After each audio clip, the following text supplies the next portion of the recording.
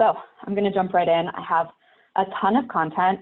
Again, please drop any questions you have into the Q&A. We're going to try to do a little bit of that as we go, just to break it up a little bit, as well as to make sure we are able to answer your questions at a time that is relevant. So first thing I want to cover is donation form conversion rate. This is something that I talk about pretty much every single day and is something that we benchmark in our M&R benchmark report. And so the formula for calculating a form conversion rate or any page conversion rate is the actions that people are able to take on that page over unique page views, or the number of people that have seen that page and have that opportunity to take the action. So hopefully you already know what your donation form looks like, where it is, how to find the data from that donation form. So here's an example. This is Feeding America's general normal donation form. And you can see in the URL that there are some unique identifiers there that are telling me what the form is called that I can go and find in a page view report in Google Analytics. Seems simple enough. So I head over to my Google Analytics report, and here on the left, everything that I'm going to talk about has basically 3 levels. So the section of the analytics that we're in, so we're in the behavior section looking for this information. And then we're looking for site content because we're talking about the content that is hosted on our website, and then all pages. So this is every single page that is sending a page view to Google Analytics is going to be found in this report. Then you can see up here on the right side, let's see if my little pointer is going to work. Nope. Nope. Up here on the right side, I've typed in that donation form ID that we were seeing as that unique identifier of the donation form into this report. And now you can see that the report has I've already pressed entered and filtered for this. And so this report is showing me all of the people that have seen this page, which is awesome because now I can pull my report. This is a Convio specific URL string. This the ID.donation equals form 1. So if you're using Luminate Online, or Convio is what I call it, this is how you can find your donation forms. And so once you have that unique page view number, which is going to be this top blurred out number, because I have to hide the data. I'm sorry, I'm not allowed to show you the real true back end of all of these fancy Google Analytics reports I have. So you'll take this number, usually, whatever number you're expecting, and then you can calculate donation form conversion rate. So you have the number of donations that were made on that form over the unique page views of that same time period. Pretty simple. Pause here. Are there any questions specifically about this we want to talk about right now? Only one, Karen. There was one person who was asking if your donation page is on another platform, maybe not necessarily tied to your website. Is that I assume requires a little bit more setup if it's not sort of part of your normal website? Yeah. So this entire presentation is pretty much predicated on the idea that we're tracking all of our donation page information into Google Analytics. Without that information, it's going to be really hard to find data about your donation form and about your donations in the Google Analytics platform. Because I'm going to cover this a little bit more in more detail, but Google Analytics is kind of stupid in a way that you have to tell it exactly what you want it to track and how you want it to be tracked in order for it to come in any sort of digestible format. So if you're not firing a page view tag on your donation forms, you don't have Tag Manager installed to send that information into Google Analytics, you should definitely do that as soon as possible, because that's the core of the data, is just being able to see how many people are coming, where they're coming from. All of that juicy information is totally predicated on the idea of having Google Analytics installed on your donation forms. Got it. Yeah. Cool. So that's actually a really great segue into my hack number 2. So e-commerce is so important for a fundraiser, because this is the meat of your donation information is e-commerce. And not everyone has it configured. I would say the number one thing when I log into any Google Analytics instance for a new client or for someone that we're auditing or whatever, the number one thing that is missing most of the time is e-commerce. So e-commerce is, so there's the basics of installing a page view tag in Google Analytics. It automatically just collects a bunch of information, fills that in with the Google Ad Network information, and spits it into Google Analytics. But e-commerce is custom defined for every situation. The report generally looks like this. If you don't have it configured, you probably see a message that says some configuration is needed and it doesn't show you any data. In order to check that, you can go on the left side, go to conversions, and then e-commerce, and then this is just the overview. And it will show you either that you're converting and you have donations or you don't. If you don't, I'm really sorry. A lot of what I'm going to tell you today is not going to apply, because in order to get more information about your donors and about your donations, they have to be flowing into the same source or the same platform where all of this other data is flowing. So basically how it works, e-commerce, we have to tell Google Analytics exactly what we want it to track. And so the way that the data flow works is that a user makes a gift, obviously. Like, we can't track a donation without any donation. But that donation then creates a bunch of variables like transaction ID, gift type, the page that the user was on. So there's all this great information that is available for us to track. We just have to figure out how to track it from point A to point B.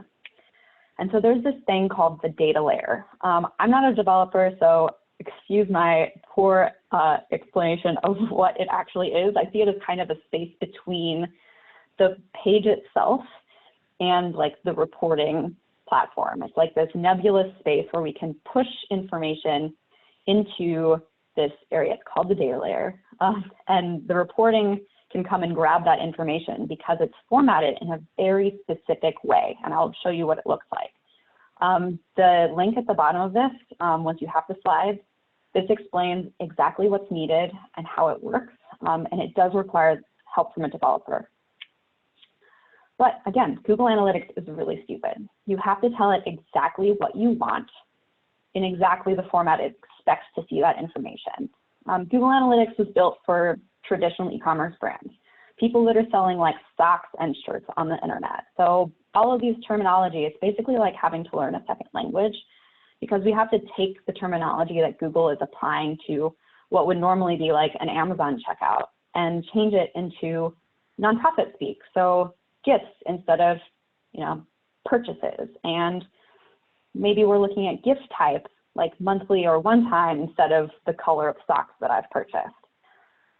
So to review this a little bit, there's a trigger that populates the data layer push. Then it turns into data layer code. And then Google Analytics code must be after that data layer code in order for it to grab the information and push it into Google Analytics. And so the data layer is actually a data lover's best friend. This is what it looks like. This is exactly the code that would be installed on the page. The only difference is the strings that I've placed in here. So you see where it says transaction ID here. And if you're familiar with Luminate at all, you'll notice that these are S tags. So this is a real live data layer push for all of our Luminate clients, where we're grabbing transaction ID, gift amount, and then if we're looking down here in the products, you can also see donation form name, form ID, as well as whether or not it's a recurring or a one-time donation. This is fantastic information and is one of my absolute favorite things to be able to track in e-commerce. That said, it does require help from a developer, and please, please, please, if you don't have e-commerce set up, it is absolutely the best thing to be able to look at this information in Google Analytics. I'll leave you with that. It's a really complicated setup. Unfortunately, I don't have time to help every single one of you, even though I really, really want to. Hopefully this is enough information to go and chat with your developers and have a basic understanding of at least the words to tell them to approach this project. I'm going to pause there. That's a lot of very technical information. Karen, there was a question, Alyssa here. Their nonprofit actually does sell things in addition to accepting donations. it sounds like maybe they want to use that e-commerce section. And any guidance there for folks who are actually also selling items, maybe like, you know, t-shirts or swag or things like that? Absolutely. That's very important to split those out as separate, essentially separate categories. So in here, we have in this transaction product area, we have all of these different options available to us that we can essentially separate out those purchases versus donations. And so essentially we would just say, instead of donation form name, it could be, you would translate that into like shop section, or, and really it's just messing with this data layer push on those pages to grab the right variables. Got it. Cool. Yeah, it's a great question.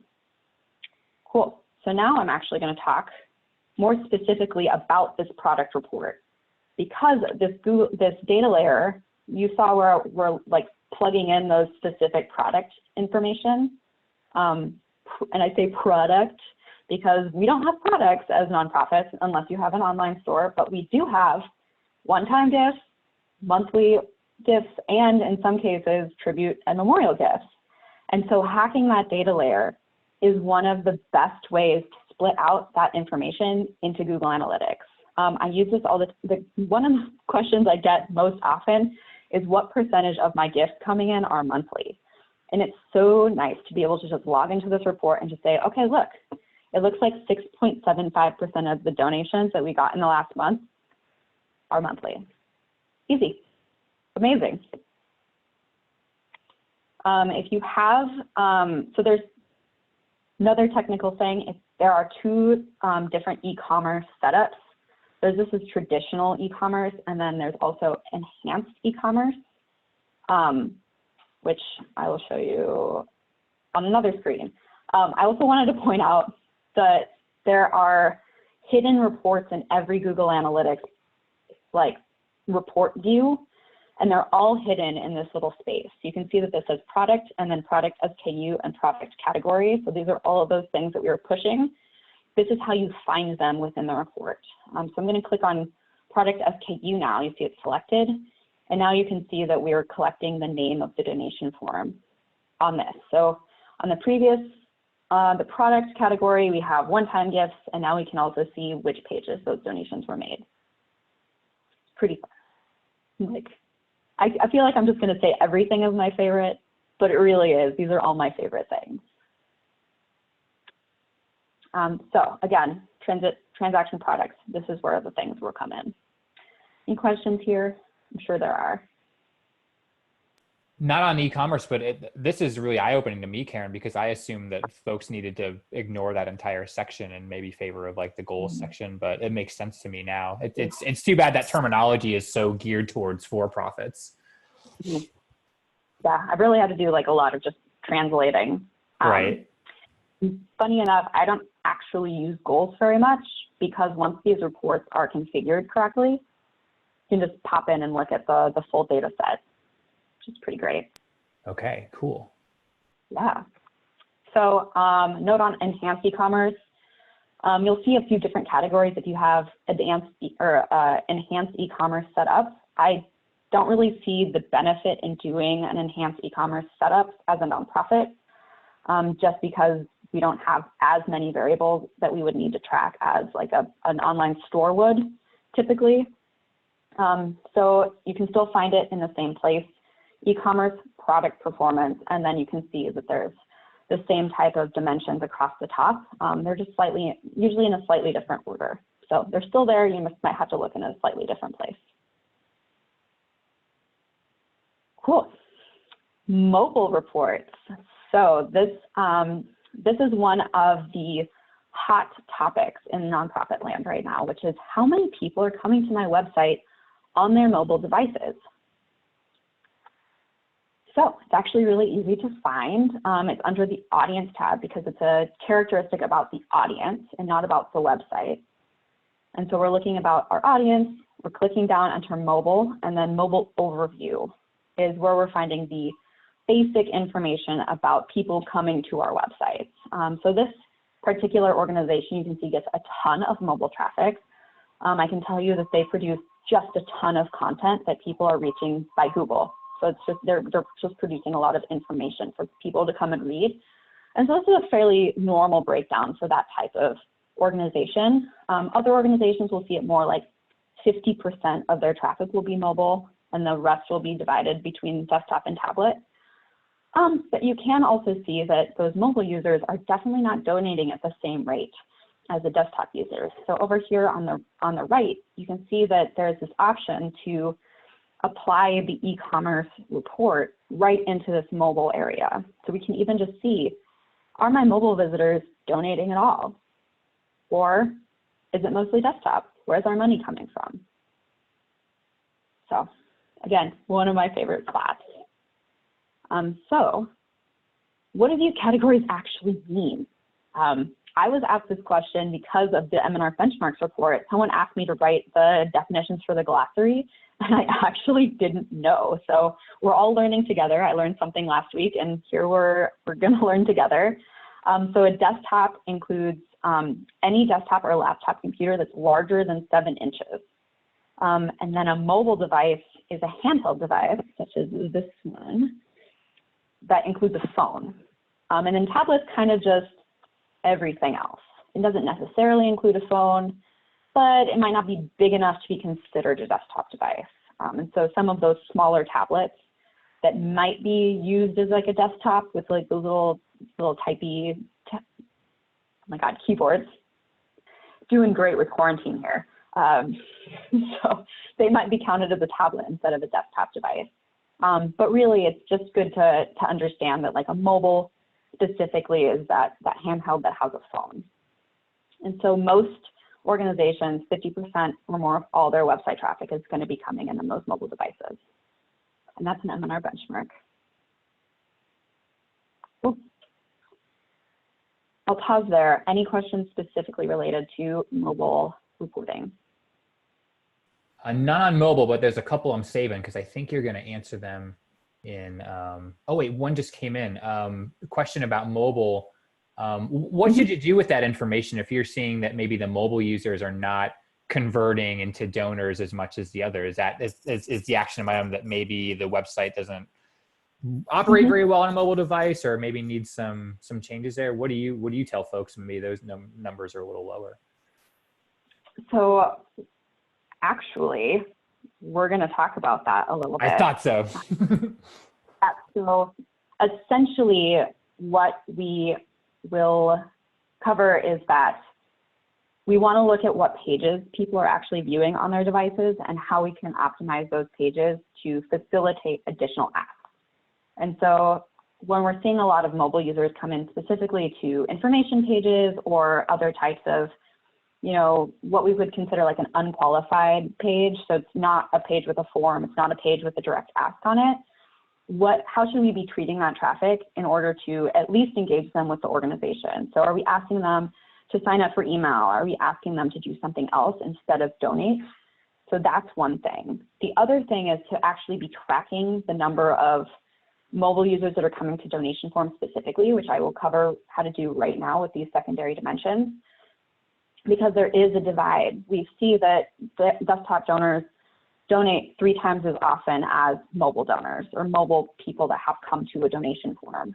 And so there's been a huge push to get those forms to be more mobile optimized, providing mobile payment options, making them faster, trimming them down, making sure it's like really easy to fill out a form when you're dealing with a screen that's this big.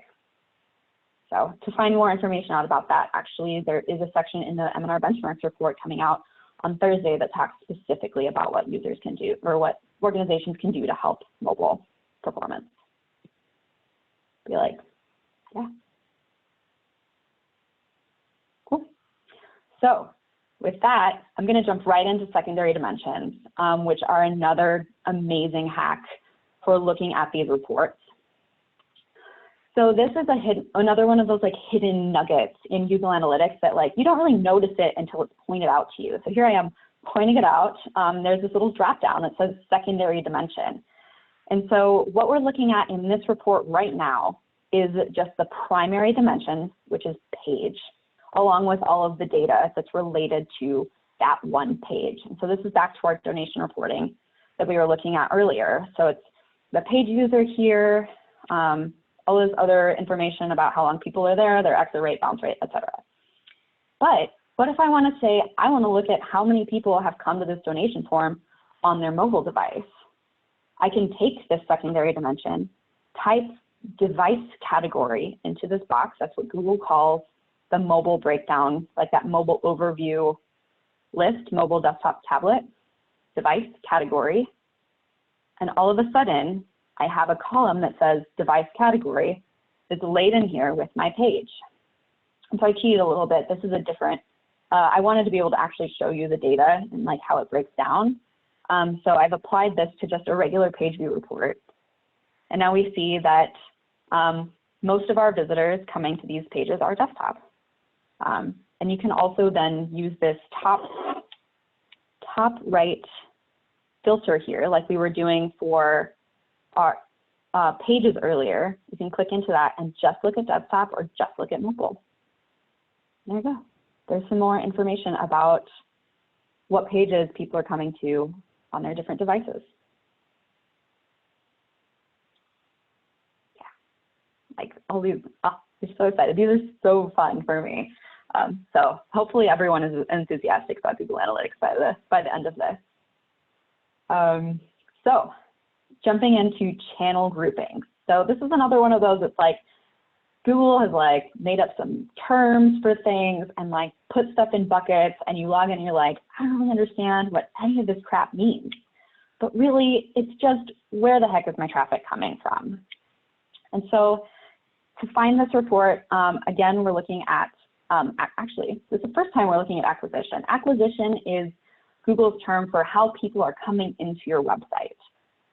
So for this, we're looking at all traffic and then the channels that they're coming in on. And so the default channel grouping is about 10 categories that Google has predefined for us based on their like average organization, average website.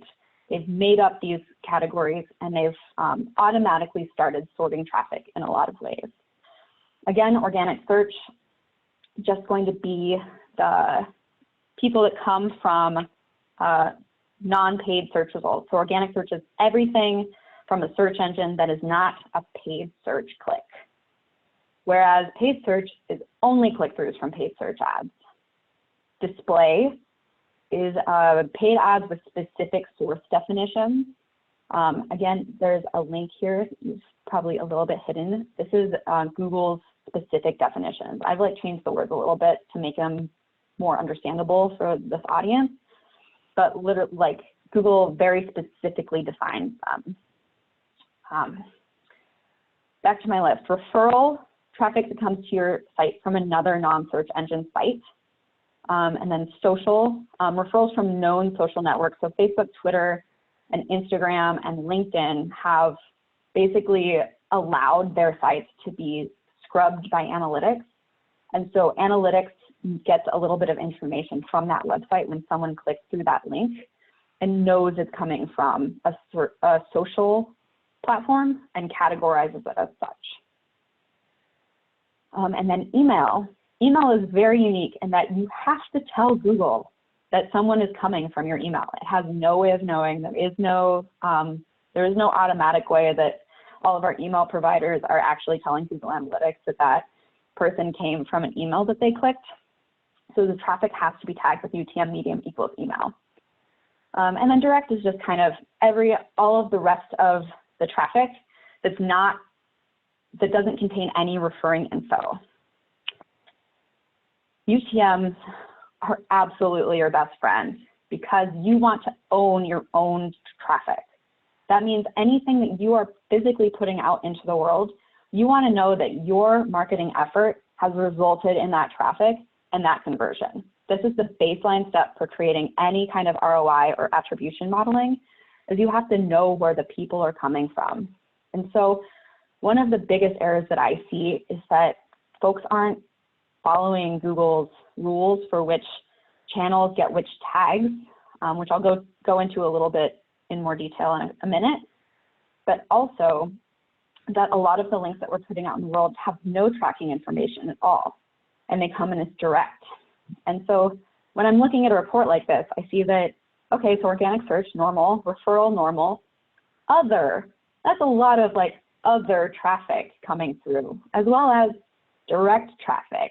But I know that this organization sent a ton of email in the last month or so, but only 4,100 people came from email. That's pretty low compared to the other sections of traffic. And this is definitely like my spidey senses go off, and I'm suspecting that there's something wrong with the way that we're tagging our email links and that they're falling into this other category. So you can always double check whether or not other channels are tagging their stuff correctly just by looking at this report. You don't have to go click through every single Facebook post or every single email. You can just come to this report and take a peek. And if the numbers are wildly favoring like direct traffic and other traffic, that means that there's some UTMs missing. And so there's the link for building your UTMs. We'll talk about how to actually do that. But first, email. Google does not know who your email visitors are, so you have to tag your email links with UTM medium equals email, period. That is Google's standard for identifying email traffic. Otherwise, all of your email traffic is going to fall into a black hole and be looped in with other random traffic or direct traffic. That's just the way the Google Analytics cookie crumbles, unfortunately.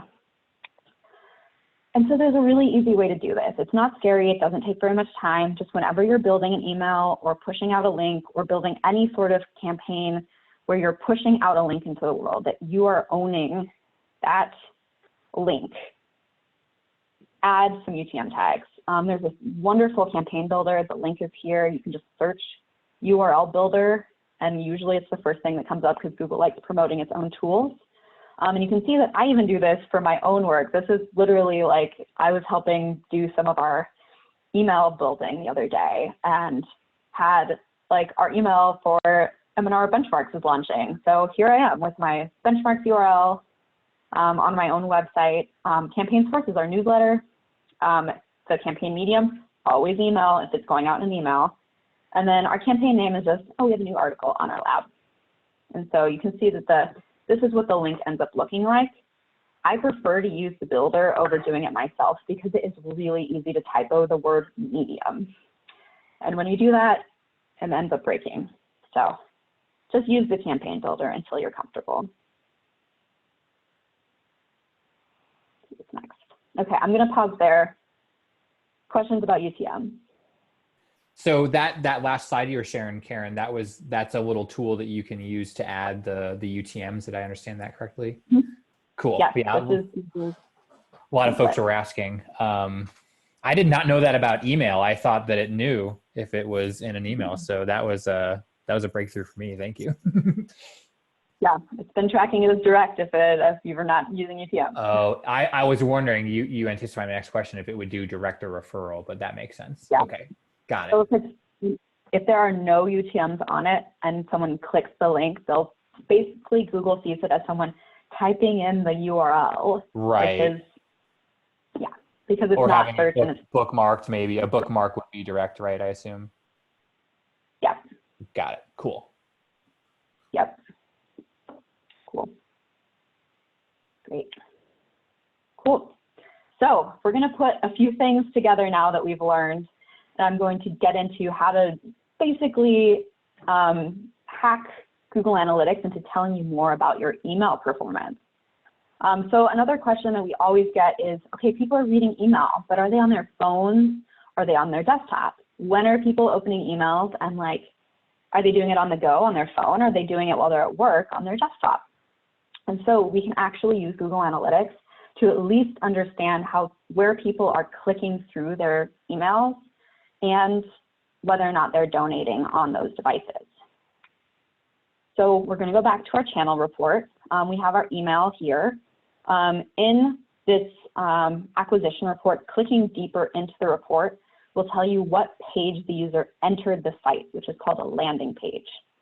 Most of the time, if you're talking about an email something that you have specifically tagged as email, it's going to be your donation form or other page on your site that you're specifically saying, hey, this person came from an email. We know for sure that this came from an email. So here we go.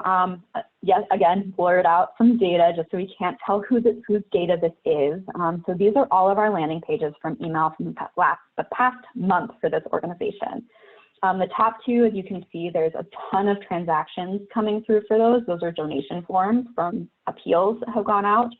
And then we also sent a newsletter. So there's a ton of just other random traffic kind of floating around on our website that have clicked through from email.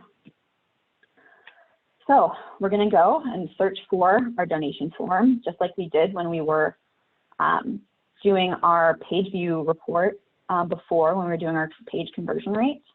So I'm going to include, this is a little bit of a look. If you click the advanced search, you can decide to say, I want to include landing page containing this information.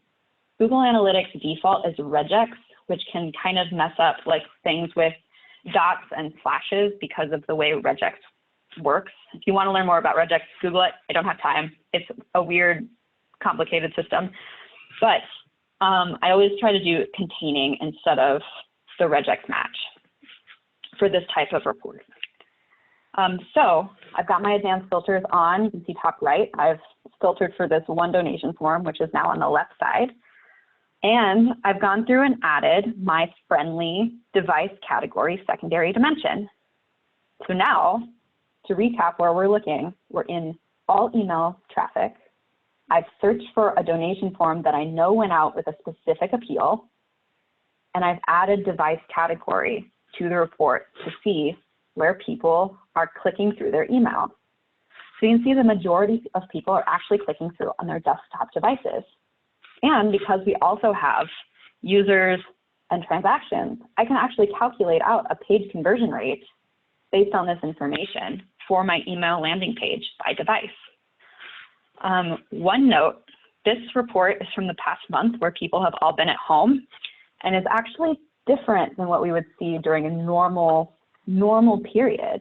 We actually see a lot more traffic coming from mobile usually, but people aren't commuting right now. And so there's a lot less of that checking email on the go, which we've seen really across all of our organizations. So it definitely changes with the times and is something to keep an eye on. I'm gonna pause there. I'm sure there are questions. Yeah, Karen, there were a couple questions popped up recently about folks' email marketing software they use.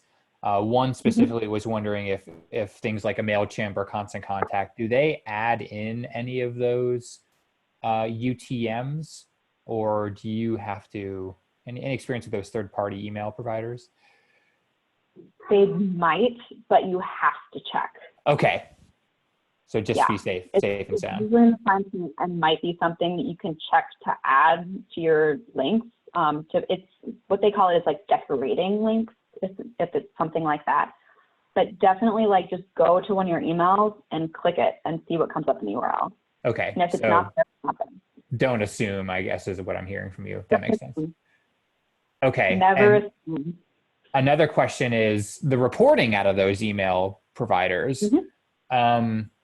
What should they be looking for in terms of comparing? You know, you get an open rates and click-through rates. Is it just a matter of finding out what those things are and then going to GA to look at what happens on the page?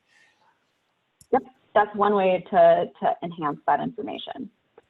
There are a couple of CRMs that have device information included where you can look at opens by device. I believe Luminate allows you to do that at the campaign level, but it's something that like is starting to be added. I think it's on like every action roadmap to be added.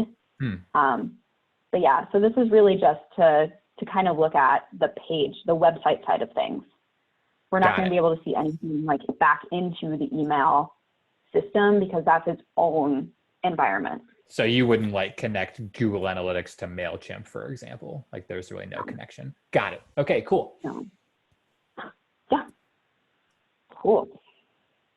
So now we're getting into more of the audience insights type of information, which is one of the things that is the biggest benefit about using a system like Google Analytics, where you have the whole background of like the Google ad network that's like backfilling information about the people that are interacting with your stuff.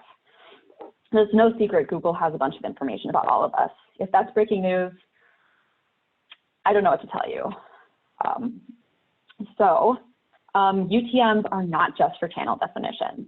They can be used in all sorts of fun ways within the Google Analytics reporting platform.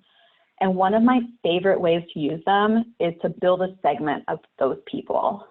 So when I talk about a segment, I mean at the very top of the report, there's this right under where it says audience overview or demographic overview or wherever you're looking, it says all users, and it's like a full circle, and it says 100% of users. So you're looking at the whole report, the whole world of people that have come to your website. Right next to it, there's this kind of gray mystery circle that just says add a segment. It's like, oh, what happens when you click it is that it opens this box where you can essentially tell it to look for specific people that share specific characteristics. And so for this exercise, we're going to be looking at email traffic. And so you can see I've named it email traffic. And then on the left, I went down to traffic sources. And you can say to filter all of your users and just look at medium contains email. And so if you've tagged all your emails, this is going to be all of the people that have come to your website who are also on your email list. And then you can take that segment and navigate all around Google Analytics and look at all of the different characteristics that those people have based on the Google Ad Network knowing things about these people, which is a little creepy, but is also really awesome. And so for the past month, the people that have clicked through email onto our website, it's about 1% of our website visitors that are email people, and most of them are older than 65. And most of them are female. So this is just the basic demographic overview. You can use this segment to literally look at every single report within Google Analytics, and it will continue showing you that segment information until you click the little down arrow here and remove the segment from your reporting. So it's a really fun way to just learn more about your users. So again, audience demographics overview is where this found this one. So I'm going to do this again, just for sake of comparison, with our Facebook traffic. And so I'm building another segment, clicking the button, popping open the window, typing in Facebook traffic, source contains Facebook, and then looking at that same report. So for the same time period, now we can see that Facebook has generated almost 9% of our website traffic for the period. And there's a much broader spread of age ranges. Still majority female though. And this is information that you can take and use to maybe craft your messaging or do some testing to see if you can, move the needle for some of your users without having to do some of those more expensive demographic appends that are also great, but this is a free way to do that. I saw a question pop up. Is it related? Not super related, but it might be good to cover it because a couple people have asked it. Everything you're showing, Karen, this is all in like the basic free version of Google Analytics. Like is there a paid version at all? I didn't think there was, but you would know best. Yeah. Okay. There's a very expensive paid version of Google Analytics. It's like an enterprise version kind of. Yeah, it's called Analytics 360, and it's like $100,000 a year. Oh, great. I have 2 clients that are on it, some very large clients that are on it, because really the benefit of an enterprise is about the traffic volume that it will support. So the free version of Google Analytics can process 100,000 hits per day, whereas the enterprise can, I think, do up to 2.5 million hits per day. And so for most organizations, you don't need 2.5 million hits per day. Like the free version is going to be just fine. Got it. Cool. Very helpful. Cool. Oh, this one's fun. So this is a nod to all my friends in PR and communication shops. You can actually tell people clicking through links on other websites that are coming to your website, including news sources. So this is how to become best friends with your comms department. So we're going back to our traffic report. So our acquisition, again, people coming into the website we are acquiring them, which is why they're in the acquisition section. I'm going to go now to the referrals section here. It's just the very bottom of the all traffic. And I can see all of the different websites that have sent traffic to our website over the course of, it looks like this is just a few days. So we're looking and we're saying, okay, so there's lots of Facebook, Twitter, YouTube, Instagram, Neiman Marcus. Maybe there was like a promotion, like a cross promo that was happening. But we also looked down here at number 8. Oh, Washington Post. We had some news coverage recently. So what I'm going to do is click into that report. So again, clicking on the data point in here will open up another level of the report. So this is now we're looking at the referral path, which is also what they called like just the page that sent the traffic. So again, we're looking at the Washington Post. And so this is an article, How You Can Help During Coronavirus, that folks have clicked through from the Washington Post and have generated some traffic. And also, you can see on here on the right, this is revenue that is directly generated by people whose sessions included coming here from this article. So all of a sudden, our PR efforts can have immediate ROI. You can look at the number of people like in this drop down here on the right. If you've set up goals or other things, you can change this drop down to look at perhaps actions taken if you're running a campaign that you're trying to send letters to Congress, or if you just want to look at basic just email signups that are coming from a blog post or some other informational content. You can say that because of our media coverage on this website, we got this many users and X number took action. They're building a relationship with us. So go forth, be best friends with your comms department. Any questions there? No, not on the PR side. That's a good one though. That's my favorite. Cool, so organic landing pages. So we're gonna talk a little bit more about this acquisition report and how people are coming into the site and where they're coming in. Because organic users are incredibly valuable to your organization. A lot of times people are like, oh, they're just coming to like read our stuff. They're like, they don't care about us. They just want the information. Yes, they want the information, but because they're Googling it and they're seeking you out on their own, there's a unique opportunity here to build a little bit of brand affinity and provide value to that user in a really unique way. And so I'm going to try not get on my website optimization soapbox too much here, but organizations that produce a lot of content will see their organic traffic go way up. But if you're doing it right, you'll also see your organic donations and your organic signups also go way up. So where do you even start with that? And again, it's clicking through that report. So here I'm going to take my organic search here in my top report here. I'm going to click that, and then it'll open up the landing page, which is where people are coming into our website.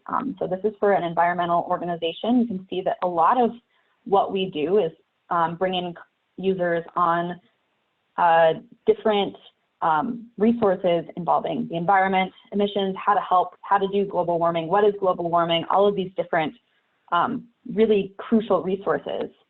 And what we have done with these pages is we've added email signups and other types of small asks onto those pages, so that even while people are reading that information and collecting it, they're also understanding who we are as an organization and that we're a reliable source for the information answers that they're seeking.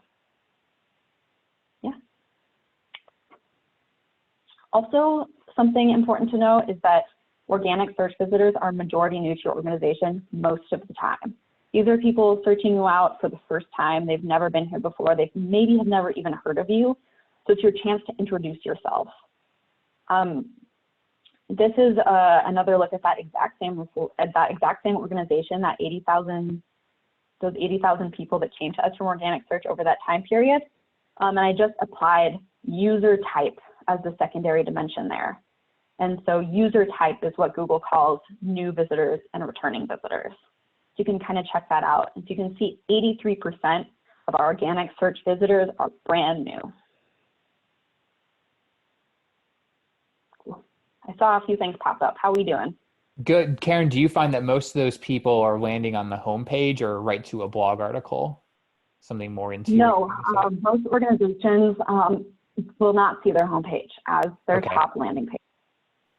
Yeah, okay, and if you do, I will, honestly. Yeah.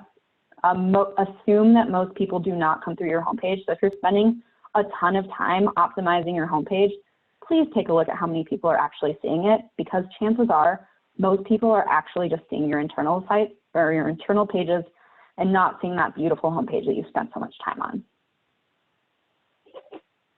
Cool. Great. So we made it. I think we're gonna actually get through all of this. This is so exciting. So last thing, we're gonna go back to our segments and kind of just poke around a little bit more. So to create a donor segment, so we talked about traffic segments. Now I'm gonna talk about looking at people who are actually making donations. And so you can create a behavior-based segment. So this is on the left side, you can do behavior, and then transactions per user is greater than or equal to. Make sure you use the greater than sign and not the less than sign, which I've messed up many times. And I'm like, where are my donors? That is just something to watch out for. So named it donors, transaction per users, greater than or equal to 1. And now I can see all of the different content that my donors are looking at on the site. So I'm just looking at all pages right now. So a lot of my donors do actually see our homepage at some point in their journey to making a donation. But they're also looking at lots of investigations pages, some action alerts. And now I'm gonna head over to another report. We haven't talked about events at all during this webinar, largely because it deserves its own webinar to talk about how to configure events correctly and how to use them in your reporting. They're fantastic. If you want to learn more about it, Google it. Google has tons of great resources for it. But if you're firing events and you know you're firing events, you can find those events under behavior, because behavior is, remember, about what people are doing on the site. So I just go to events and then top events, and now I can see that my donors, so it's gonna always tell you what segment you have applied right here under the primary dimension.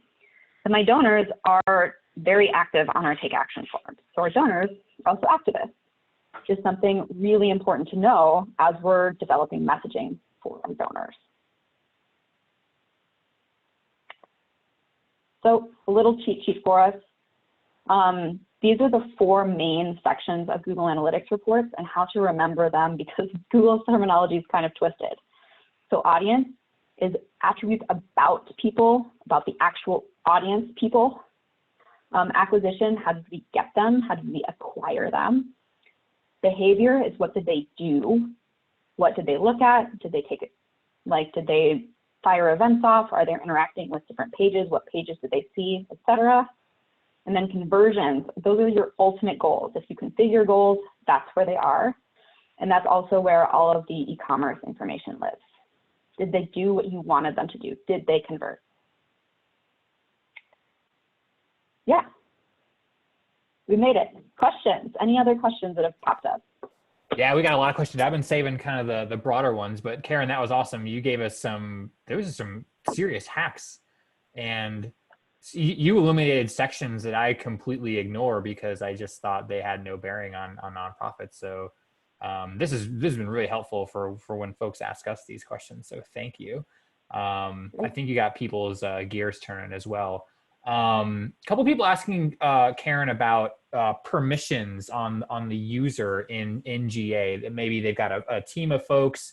Are there ways to limit what other people can see? What are some of those things? Can other users see what other people on their team are doing in there? I mean, you work with big teams. What's kind of your best practices on user permissions? My best practice is let everyone see everything. Like, okay. Honestly, like, it's better for everyone to not have those silos up. Yeah. You want to be secretive about your fundraising? Like, why? Like, yeah. Be proud of it. Like, show off what you're doing. Yeah. Because, like, as we were even talking about with, like, the PR report, like, having the ability to cross-pollinate and see the reporting across practice areas actually just provides more insight and better information for people to make decisions on. That said, if you don't want people to edit your Google Analytics, so there's like a whole different thing about participation, about like how to actually make the reports. Don't give them admin access, just give them read and analyze. That's just like the basic look at everything. That said, if you do want to limit it down, so if you just want a fundraising report or you just want some sort of like the blog section to the blog team, do that with a view, not with a property. So create a view to filter that, because creating a property removes the additional information that you're sending into there. So you wouldn't see like the revenue that was generated from the blog in that report. And like, that's a valuable thing to have. So always do it as a view and not as a property.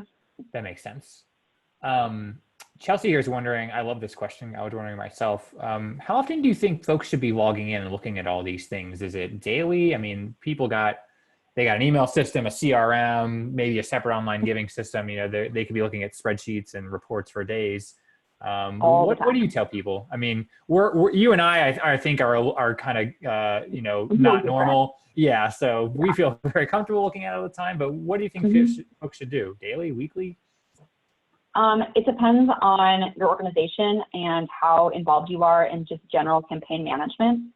I would say probably once a week, once every couple of weeks, just peek in there, check out what's going on. Like, obviously, if you're doing like some planning, that's when you would do some of these bigger, deeper dives into these reports. But I personally love it because like some of my clients don't allow us to have like back-end CRM access, and we can only get reports on, you know, fundraising from them when they decide to tell us. Or I can just log into Google Analytics and check out how that email campaign did over the weekend. So it's also really nice for like end of year, where you can like really keep tabs on like which promotions are people coming from? Is it like mobile traffic? Like, are there errors popping up? Is it like, it's also really great for like finding if something has like come down or like crashed. So you're like, where are the people on that page? Like, it's not working correctly. And that's where you can start troubleshooting your website problems too. Makes sense. I'm a big believer in open access to systems like the CRM. I'm kind of a database guy, and it's not always a popular opinion, but I like it. A lot of folks, and we touched on this earlier, Karen, but I was wondering if you could maybe pull on the thread a little bit. A lot of folks here are using third-party online donation systems that aren't connected to GA. They're not connected to their website. You know, it's a different domain. The folks leave their website and go to a PayPal or whatever. I know that's not always the best practice, but maybe for folks who are stuck in that, can they look at like exits from their website and see where people are going? Is that a good workaround to kind of know how people are? So some of it's like a referral exclusion, making sure you're not actually tracking people that are coming back from PayPal as like new visitors, and connecting that like loop. And then a lot of times, like, you'll go to PayPal and complete your gift and then still come back and land on a confirmation page that at least has some of that information on it. And as long as you can capture either like as they're filling out the form or in some sending or receiving of that information from PayPal, if you can get that information onto the confirmation page in some way, you'll be able to do the daily or push to get that information into Google Analytics.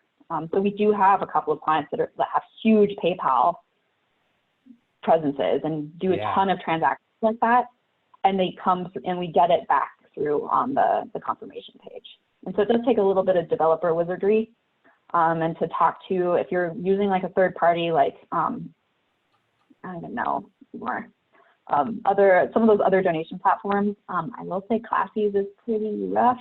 If you're using Classy, you have to beg and plead with them to let you do some Google Analytics on their pages because of some third-party script things. But most things you can figure out a little hack around. The confirmation page, I love that, because the only way they could get to that page is if they donate, ideally. So you can assume, okay, that's cool. Very cool. Wow, Karen, I feel like you and I could talk about this for days. We didn't get to all the questions, but I know you've got another appointment you want to run to, and we've already taken up a lot of your time. You've been really gracious to do this for us. Where can folks get a hold of you? Where can they get the benchmark stuff? Because I definitely want them to download that this week when it comes out. Yeah, you can come find me on LinkedIn, as well as the mrbenchmarks.com is our benchmarks home base. You'll still see last year's up there for right now, but next year's will launch. This year's will launch on Thursday. We're also hiring right now. If you think you want to be a cool data person, we have a bunch of positions open. I know it's like a weird time for a lot of people, but if you're looking for new opportunities, we have a ton of positions open, especially if you're into digital organizing and advertising.